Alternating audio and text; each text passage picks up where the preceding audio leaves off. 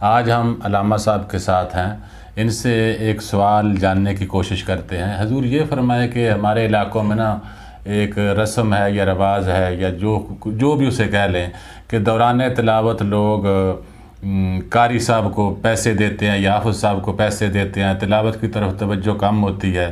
اس بارے میں شرعی نقطہ نظر سے آپ کیا فرمائیں گے؟ وعلیکم السلام ورحمۃ اللہ وبرکاتہ۔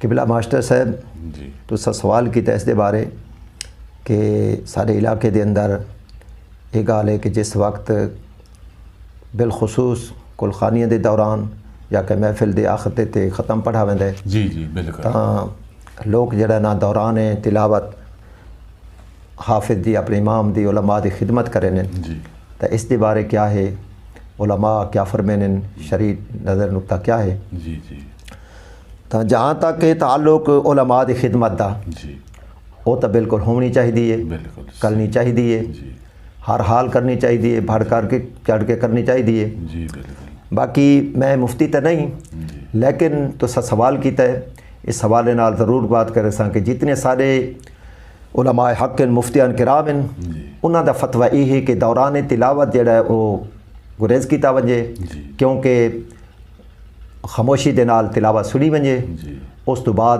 دل کھول کے زیادہ تو زیادہ علماء دی خدمت کرنی چاہیے کرن، لیکن دوران تلاوت گریز کرن۔